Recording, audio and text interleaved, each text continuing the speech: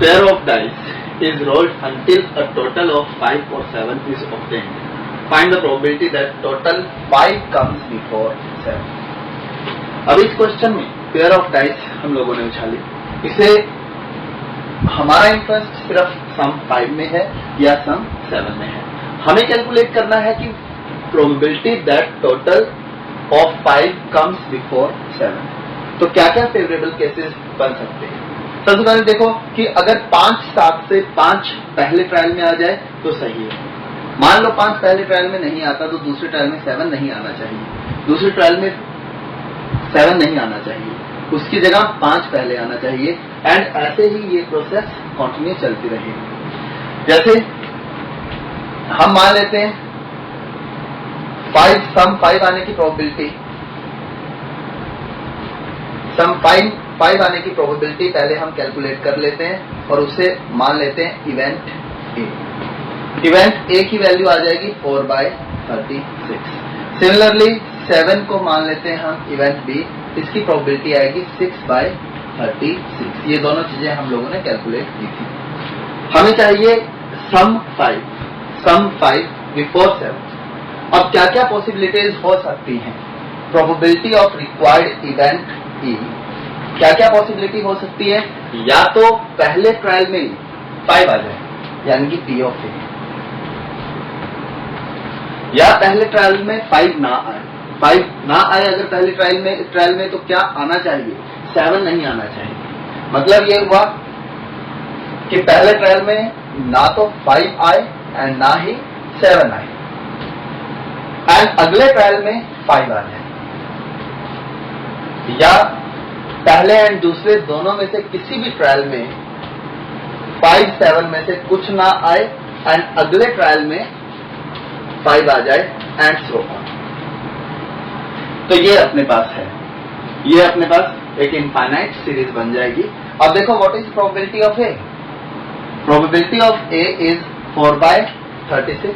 4/36 यानी कि 1/9 एंड ये 1/6। तो अपने पास वैल्यू क्या आ गई। प्रोबेबिलिटी ऑफ ए इज 1/9 या फिर 1/6 इंटू 1/9 या फिर 1/6 का square into 1/9 and so on. ये अपने पास सीरीज आ गई, एक infinite series, infinite GP. Infinite GP का सम ए अपॉन 1 माइनस आर, आर की वैल्यू 1/6। तो यह आ गया 1/9 इंटू 6 अपॉन 5। तो ये वैल्यू आ गई 3232/15। बोल सही है।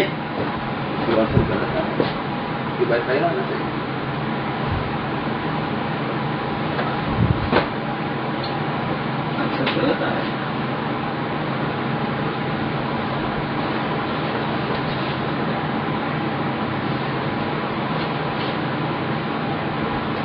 क्या गलती करता है, ध्यान रखना है कटिंग के टाइम।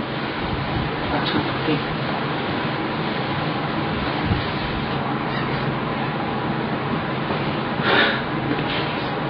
देखो इस क्वेश्चन को करने के लिए अपने पास हमें कैलकुलेट करना है कि प्रोबेबिलिटी ऑफ 5 कम्स बिफोर 7, 5 7 से पहले आना चाहिए। तो क्या क्या पॉसिबिलिटीज हो सकती हैं। एक तो पॉसिबिलिटी ये हो सकती है कि पहले अटेम्प्ट में ही 5 आ जाए।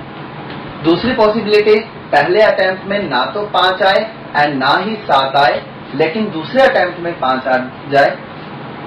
तीसरी पॉसिबिलिटी पहले अटेम्प्ट में ना तो 5 आए ना ही 7 आए, दूसरे अटेम्प्ट में भी इसमें से कुछ ना आए एंड तीसरे अटेम्प्ट में 5 आ जाए।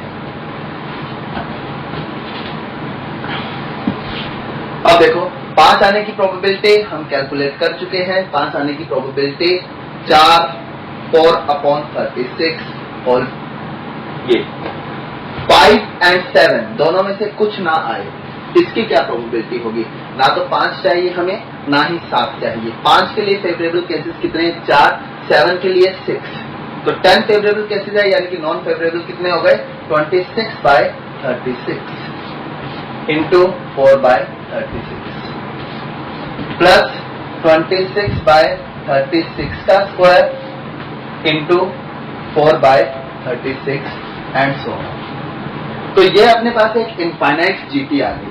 अब ये अपने पास इनफाइनाइट जीपी आ गई, इस जीपी का सम कितना आएगा 4/36 फर्स्ट टर्म अपॉन 1 माइनस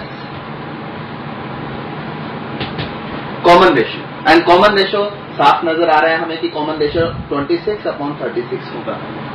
अब ये जब इसे हम कैलकुलेट करेंगे तो ये हमारे पास 4/36 अपॉन 10/36 आ जाएगा। 36 से 36 कैंसर, तो अपने पास वैल्यू आ गई 2/5।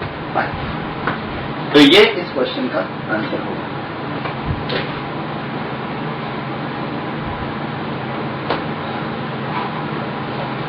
अगला क्वेश्चन लिखिए आप।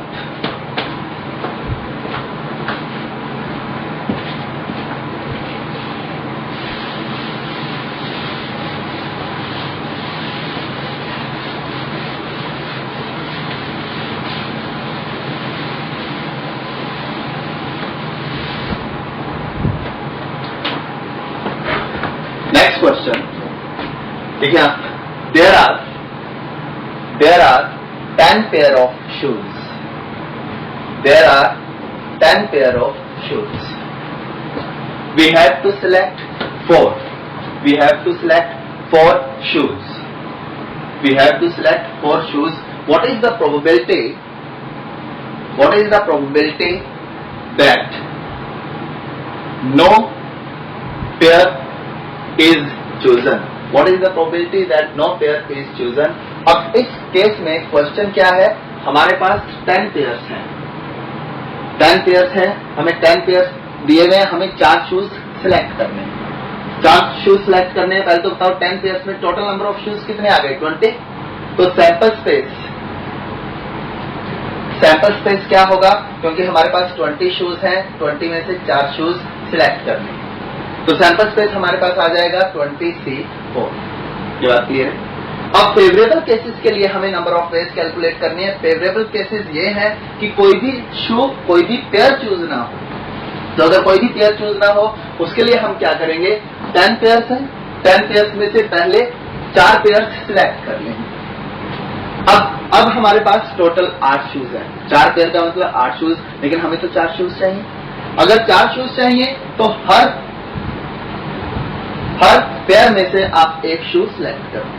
पहले पेयर में से एक शूज सिलेक्ट किया 2C1, दूसरे में से, तीसरे में से, चौथे में से, यानी कि 2/4। तो हमारे जो फेवरेबल केसेस होंगे वो ये होंगे, यानी कि प्रोबेबिलिटी ऑफ इवेंट ए हमारे पास आ जाएगी 10C4 into 2/4 upon 20C4। Clear?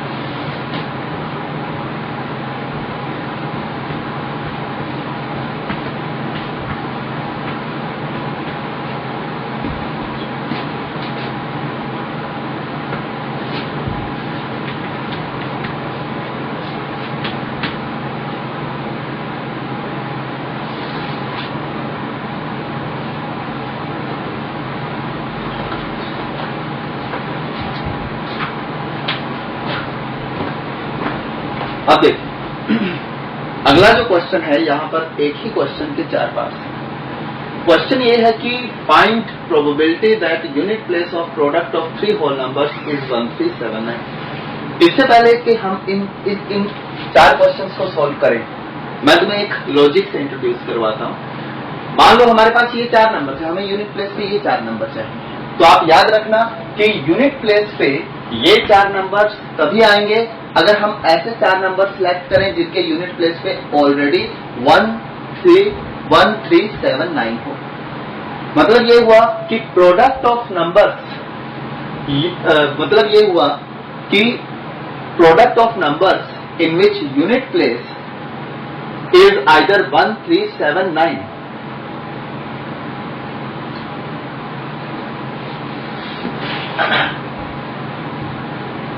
दोबारा से करते हैं। देखो इस केस में अपने को प्रोबेबिलिटी कैलकुलेट करनी है कि 3 नंबर्स के प्रोडक्ट में यूनिट प्लेस पे 1379 आना चाहिए। यूनिट प्लेस पे 1379 तभी आ सकता है अगर 3 नंबर्स हम ऐसे सिलेक्ट करें जिनके यूनिट प्लेस पे ऑलरेडी ये 3 नंबर्स हैं। और आप इस बात का ध्यान रखना, अगर यूनिट प्लेस पे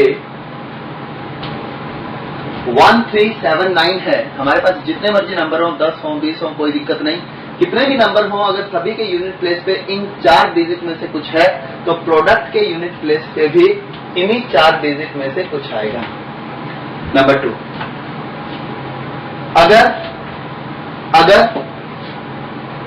अगर हमारे पास n इंटीजर्स हैं, उनके यूनिट प्लेस पे इन 5 डिजिट में से कुछ है तो उन्हें जितनी मर्जी बार मल्टीप्लाई कर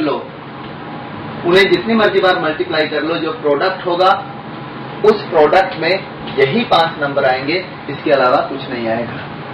सिमिलरली अगर हमारे पास कुछ नंबर्स हैं, कुछ इंटीजर्स हैं जिनके यूनिट प्लेस पे 1 2 3 4 6 7 8 9 है, 1 2 3 4 6 7 8 9, तो उन नंबर्स के प्रोडक्ट के यूनिट प्लेस पे भी यही चीज आएगी। हमें इन 3 कॉन्सेप्ट, इन 3 लॉजिक का ध्यान रखते हुए हमें ये क्वेश्चन सॉल्व करने हैं। पहला लॉजिक क्या है कि 1379 अगर यूनिट प्लेस पे है तो नंबर को जितनी मर्जी बार मल्टीप्लाई कर लो, यही आएगा। Similarly for second case and third case. Is it clear? अब देखो फर्स्ट क्वेश्चन उठाते हैं। Find probability that unit place of product of 3 whole numbers is this. First part अगर हमें सोल्व करना है, हमें प्रोबेबिलिटी कैलकुलेट करनी है कि यूनिट प्लेस पे ये आ जाए। अब मुझे बताओ कि यूनिट प्लेस के लिए टोटल ऑप्शंस कितने हैं? टोटल ऑप्शंस हमारे पास हैं 10।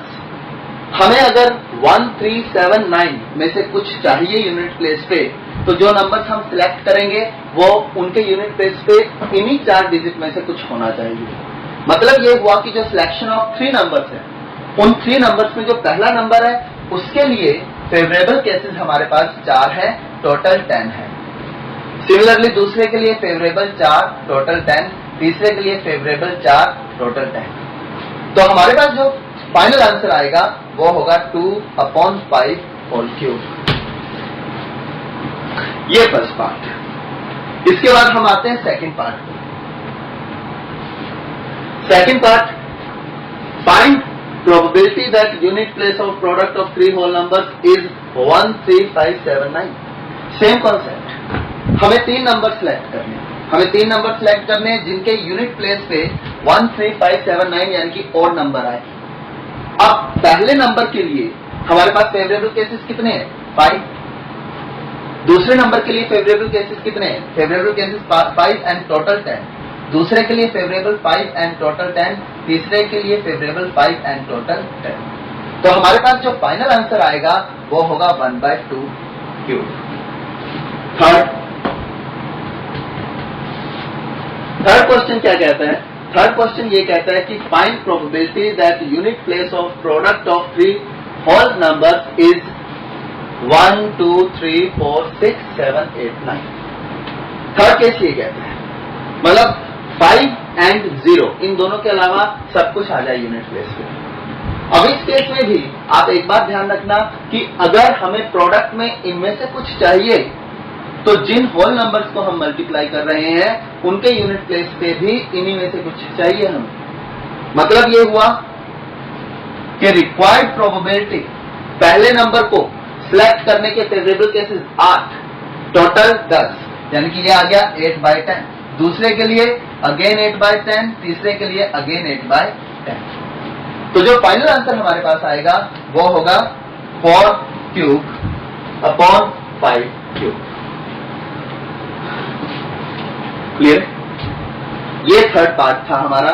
फोर्थ पार्ट में हमें यूनिट प्लेस पे 5 चाहिए।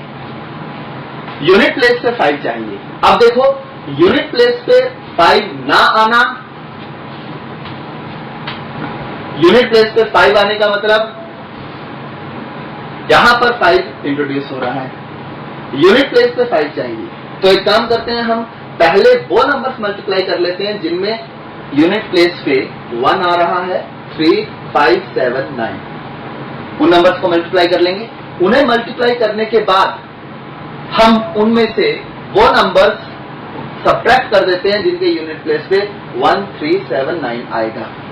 उससे क्या होगा? उससे हमारे पास सिर्फ वो नंबर बच जाएंगे जिनके यूनिट प्लेस पे 5 आ रहा है। तो अगर हम फोर्थ पार्ट कैलकुलेट करना चाहते हैं, फोर्थ पार्ट की प्रोबेबिलिटी अगर हम फाइंड करना चाहते हैं तो फोर्थ पार्ट की प्रोबेबिलिटी क्या होगी वो देखो। मैं रिपीट कर रहा हूं, अपने को यूनिट प्लेस पे 5 चाहिए। हमें अगर यूनिट प्लेस पे 5 चाहिए तो probability such that unit place of product is 1, 3, 5, 7, 9 minus probability such that unit place is 1, 3, 7, 9। इसकी प्रोबेबिलिटी हम ऑलरेडी कैलकुलेट कर चुके हैं 1/2 का क्यूब, एंड इसकी प्रोबेबिलिटी भी हम ऑलरेडी कैलकुलेट कर चुके हैं 2/5 का क्यूब। तो लॉजिक ये था। इसके बाद ये क्वेश्चंस इसी लॉजिक से हुए। जो चीज यहां इंक्लूड नहीं है, जैसे हमें चाहिए था यूनिट प्लेस पर 5, जैसे फोर्थ पार्ट था, उसके लिए हम इन्हीं के कॉम्बिनेशंस की हेल्प लेंगे और यूनिट प्लेस पर 5 लेकर आएंगे। वो कैसे हो सकता था? हम लोगों ने देखा कि 1, 3, 5, 7, 9 की प्रोबेबिलिटी हमें पता है, 1, 3, 7, 9 की प्रोबेबिलिटी पता है। दोनों को सब्ट्रैक्ट करेंगे तो अपने पास यूनिट प्लेस आ जाएगा। रिपीट नहीं करना चाहिए, रिपीट तो खुद ही कर लेना।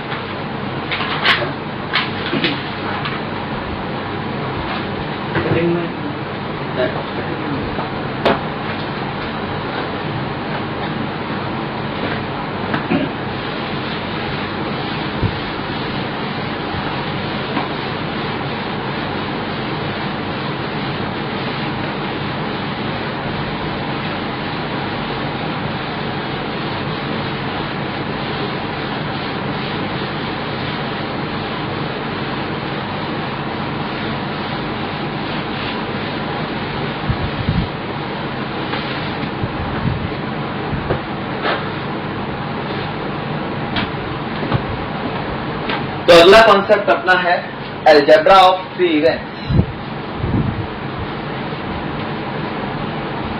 Algebra of 3 events. अगर हमारे पास 3 इवेंट्स हैं, इसमें फर्स्ट थ्योरम, फर्स्ट रिजल्ट, अगर हमारे पास 3 इवेंट्स हैं A, B, C, हमें चाहिए probability of occurrence of either A और B और C। इसी बात को हम ऐसे भी बोल सकते हैं, प्रोबेबिलिटी ऑफ अक्रेंस एटलीस्ट 1। इसकी अगर हमें वैल्यू चाहिए तो A union B union C का मतलब कि A, B, C तीनों A, B, C तीनों को मिलाकर क्या प्रोबेबिलिटी आएगी। आप वेन डायग्राम की हेल्प लें। ये A, ये B, ये C, ये A, B, C। यूनियन का मतलब A complete, B complete and C complete. Union का ये मतलब है। अब अगर हमें यूनियन कैलकुलेट करना है तो एक बात क्लियर है कि probability of A plus probability of B plus probability of C, इन तीनों की प्रोबेबिलिटीज का सम। लेकिन इन तीनों की प्रोबेबिलिटीज अगर हम ऐड करते हैं तो ए इंटरसेक्शन बी वाला जो पार्ट है वो 2 बार ऐड हो गया, 2 बार ऐड हो गया तो एक बार हमें सब्ट्रैक्ट करना होगा। सिमिलरली बी इंटरसेक्शन सी भी 2 बार ऐड हो गया, ए इंटरसेक्शन सी भी 2 बार ऐड हो गया, लेकिन A B C 3 bar add हुआ था, हमें सब्ट्रैक्ट 2 बार करना था। लेकिन ए इंटरसेक्शन बी में भी तीनों का इंटरसेक्शन सब्ट्रैक्ट हो गया, इसमें भी ये पार्ट सब्ट्रैक्ट हुआ, यहां दोबारा से ये वाला पोर्शन सब्ट्रैक्ट हो गया। मतलब ये हुआ कि A intersection B intersection C 2 बार सब्ट्रैक्ट करना था, जबकि 3 बार सब्ट्रैक्ट हो चुके हैं। तो बैलेंस करने के लिए एक बार फिर ऐड करना होगा, यानी कि probability of getting of occurrence of at least one event is probability of A plus B plus C intersection intersection and plus सभी का इंटरसेक्शन। यहीं पर इसी बात को हम एक और मेथड से, एक और ढंग से सोच सकते हैं। वो कैसे? ये अपने पास सैंपल स्पेस है, सैंपल स्पेस की प्रोबेबिलिटी 1 में से अगर हम वो वाला रीजन माइनस कर दें जो हमें नहीं चाहिए, यानी कि A complement intersection B complement intersection C complement अगर माइनस कर दिया जाए तो हमारे पास A union B union C आ जाएगा। यानी कि यही वाला क्वेश्चन इजिली हो सकता है, यही वाला रिजल्ट ऐसे भी हम ड्राइव कर सकते हैं कि A union B union C is 1 minus P of A complement B complement C complement. इसके बाद अगर हमें प्रोबेबिलिटी फाइंड करनी है, probability of occurrence of exactly one event,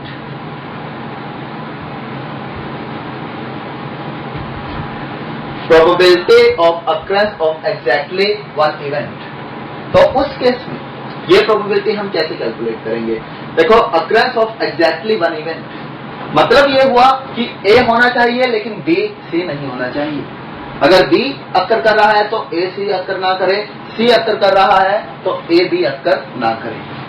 अब इस केस में हमारे पास हम पहले ऐड तो सभी कर देते हैं, P of A, P of B, P of C, add तीनों को कर दिया, लेकिन हमें A इंटरसेक्शन B नहीं चाहिए था, जबकि वो एक नहीं 2 बार ऐड हो गया। 2 बार ऐड हो गया तो दोनों बार आप सब्ट्रैक्ट करेंगे। Similarly for A intersection C and for B intersection C। लेकिन अब एक और प्रॉब्लम आ गई। वो प्रॉब्लम क्या है? हम लोगों को ये वाला पोर्शन जो तीनों में कॉमन है वो 3 बार सब्ट्रैक्ट करना था, जबकि यहां पर 6 बार सब्ट्रैक्ट हो चुका है। 2 बार यहां, 2 बार यहां, 2 बार यहां, तो 6 बार सब्ट्रैक्ट हो चुका है। इट मीन्स बैलेंस करने के लिए हमें thrice of A intersection B intersection C, ये चीज बैलेंस हो जाएगी। मतलब अगर exactly occurrence of exactly one event हो तो तीनों को ऐड किया, ट्वाइस सब्ट्रैक्ट किया एंड ट्राइस ऐड कर दिया तीनों का इंटरसेक्शन। इसके बाद probability of occurrence of exactly 2 events,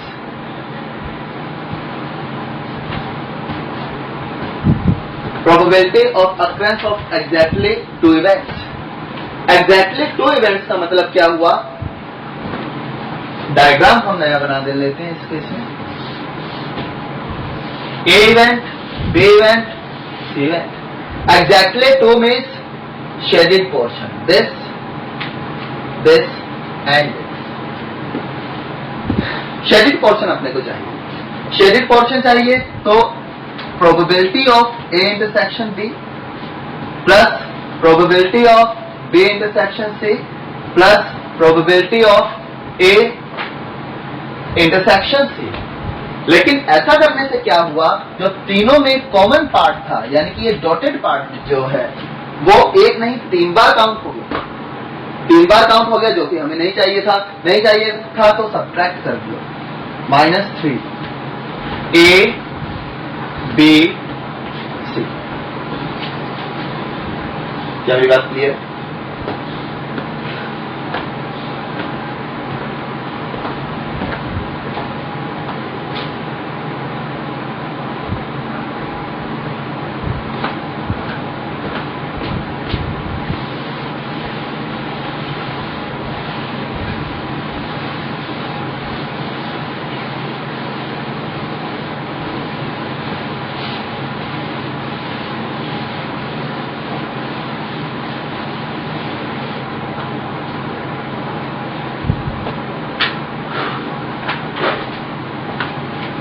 तो आप क्वेश्चन लिखिए।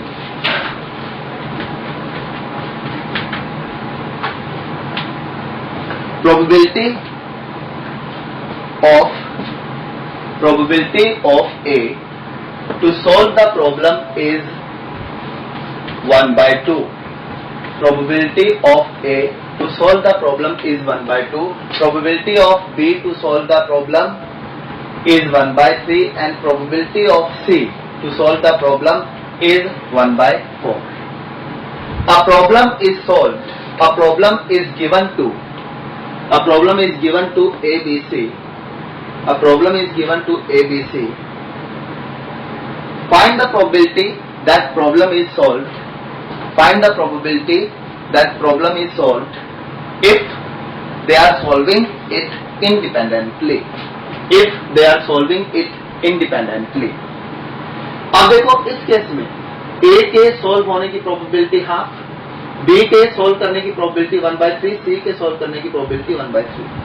अगर उन्हें प्रॉब्लम दी गई है और क्वेश्चन ये है कि what is the probability that problem is solved, इसका सीधा सा फंडा ये है कि problem at least one out of ABC solve कर दे। इन तीनों में से कोई कम से कम एक आदमी प्रॉब्लम को सोल्व कर दे। अब इसे सोल्व करने के लिए अपने पास दो मेथड है। एक तो formula P of A plus P of B plus P of C and so on. दूसरा मैंने कहा था आप उल्टा सोचो। उल्टा कैसे? 1 माइनस प्रॉब्लम सॉल्व हो ही ना, 1 माइनस प्रॉब्लम सॉल्व ही ना हो, ठीक है? तो 1 माइनस प्रॉब्लम सॉल्व ही ना हो। अब देखो A की प्रोबेबिलिटी के प्रॉब्लम सॉल्व हो जाए वो हाफ है, यानी कि प्रॉब्लम ना सॉल्व होने की प्रोबेबिलिटी भी हाफ होगी। B की प्रोबेबिलिटी प्रॉब्लम ना सॉल्व होने की वो 2/3 होगी, एंड C की प्रोबेबिलिटी प्रॉब्लम ना सॉल्व होने की वो 3/4 होगी। तो अपने पास क्योंकि ABC इंडिपेंडेंट है तो ये वैल्यू आ गई probability of A complement, probability of B complement, probability of C complement, and final answer 1 minus 1/2 into 2/3 into 3/4। तो हमारे पास आंसर आएगा। आगे आप कैलकुलेट कर लें।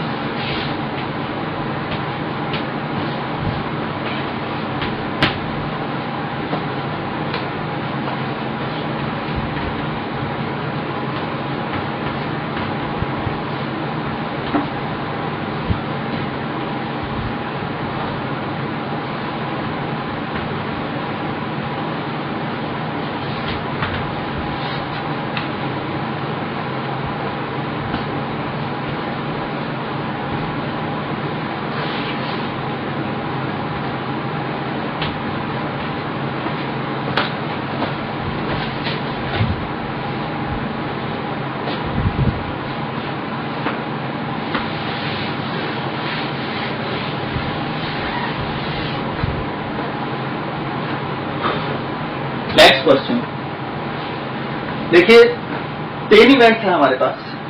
क्वेश्चन ये है कि probability that exactly one of the events A or B occurs is B. Probability that exactly one of the events A or B occurs is B. इसका ये मतलब हुआ कि P of A, probability of A plus probability of B minus twice of probability of A intersection B is equals to B. Similarly, second B or C, probability of B plus probability of C minus twice of probability of B or C again P. इसके बाद third condition भी हमें कुछ ऐसा ही result देगी, probability of A, probability of C minus twice of probability of A and C is P. एक और condition जो अपने पास हमें पता है, probability of A intersection B intersection C, that is P square. अगली कंडीशन एबीसी एग्जॉस्टिव है। अगर एबीसी एग्जॉस्टिव है तो इसका यह मतलब हुआ कि probability of A union B union C is 1, मतलब probability of A union B union C is equals to 1। इसके बाद आप इन तीनों को ऐड करें।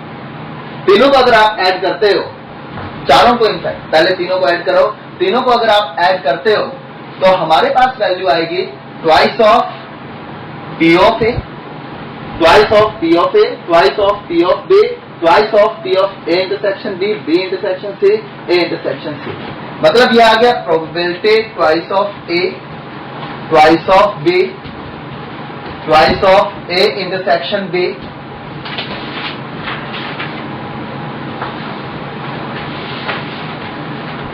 twice of C minus A intersection B minus B intersection C minus A intersection C। ये value हमारे पास जो होगी, इसकी वैल्यू हमारे पास कितनी आई, तीनों को ऐड किया यानी कि 3P। अब क्योंकि A union B union C की वैल्यू 1 है, मतलब ये हुआ कि ये जो सेक्शन है, इस सेक्शन की वैल्यू होगी 1 माइनस पी स्क्वायर।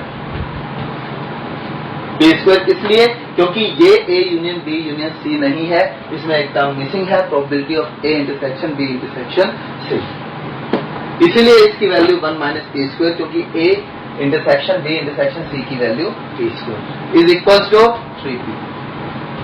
अब आप इसे सॉल्व करेंगे, 2 minus 2P square equals to 3P। तो अपने पास एक क्वाड्रेटिक इक्वेशन बनेगी 2P square minus 3P, 2P square plus 3P minus 2 equals to 0। और आप इस क्वाड्रेटिक इक्वेशन को सोल्व करेंगे। इस क्वाड्रेटिक इक्वेशन को अगर हम सोल्व करते हैं,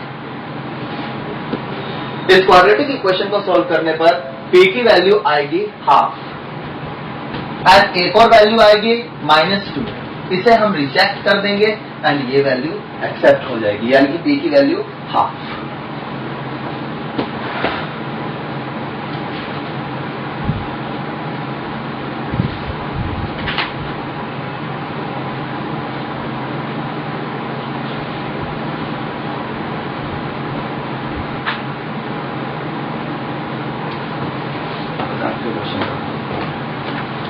बर्नौली और बेस रह जाएगा, वो कल निकालेगा।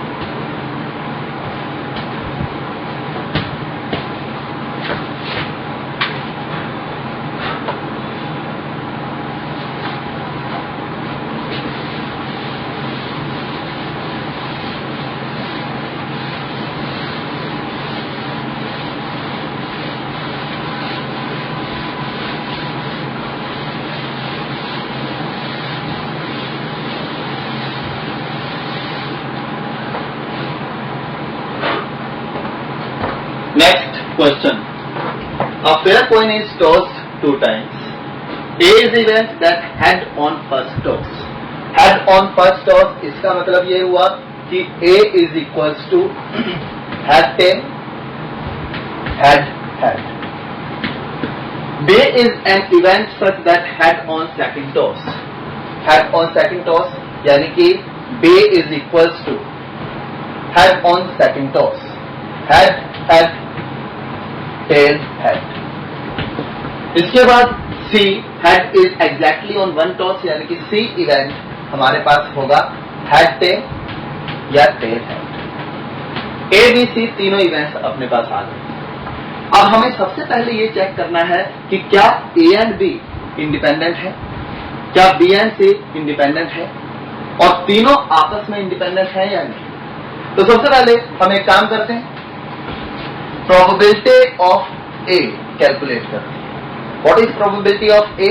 1/2 क्योंकि दो कॉइन्स का जो सैंपल स्पेस होगा उसमें 4 एलिमेंट्स होंगे, head head, head tail, tail tail, tail head. Probability of B वो भी half and probability of C वो भी हाफ. अगर हम बात करते हैं probability of A intersection B की, तो A इंटरसेक्शन B की प्रोबेबिलिटी यानी कि इन दोनों में जो कॉमन है हेड हेड, सिर्फ एक एलिमेंट कॉमन है यानी कि 1/4. Probability of B intersection C 1/4. Probability of A intersection C again 1/4. तो ये अपने पास 3 वैल्यूज हैं. और अगर हम बात करते हैं तीनों के इंटरसेक्शन की, तो तीनों में कुछ भी कॉमन नहीं है क्योंकि head tail head head, head tell यहां है लेकिन यहां नहीं है, हेड हेड यहां है लेकिन यहां नहीं है, यानी कि तीनों की जो वैल्यू आएगी वो 5. अब इस केस में अगर आपसे क्वेश्चन पूछा जाए कि क्या A and B pair wise independent है, पेयर वाइज इंडिपेंडेंट का मतलब क्या ये कंडीशन सेटिस्फाई हो रही है?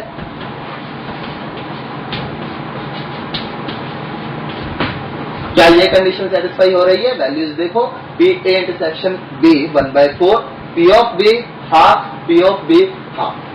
ये कंडीशन सेटिस्फाई हो रही है. Similarly condition is satisfied for B and C, A and C. इसका ये मतलब हुआ कि A B C are pairwise independent. लेकिन क्वेश्चन ये है कि क्या ये 3 इवेंट्स इंडिपेंडेंट होंगे? क्या ये 3 पेयर वाइज से इंडिपेंडेंट है? ये 3 इवेंट्स क्या इंडिपेंडेंट होंगे? 3 इवेंट्स इंडिपेंडेंट होने का मतलब पेयर वाइज इंडिपेंडेंट होना जरूरी है. 3 इवेंट्स इंडिपेंडेंट होने का मतलब पेयर वाइज इंडिपेंडेंट, और ये कंडीशन सेटिस्फाई हो रही है. एक और कंडीशन जो जुड़ जाएगी इसमें वो ये है कि A intersection B intersection C is also equals to A B C. ये जो कंडीशन है ये कंडीशन इसमें ऐड नहीं हो रही है, ये कंडीशन सेटिस्फाई नहीं हो रही है. क्यों? क्योंकि लेफ्ट हैंड साइड की वैल्यू हमारे पास 0 है एंड राइट हैंड साइड की वैल्यू हमारे पास 1/8 है. तो इस पर्टिकुलर एग्जांपल में हम ये बोल सकते हैं कि A B C are pairwise independent but A B C are not independent. क्यों? क्योंकि तीसरी कंडीशन जो है वो इसमें सेटिस्फाई नहीं हो रही है.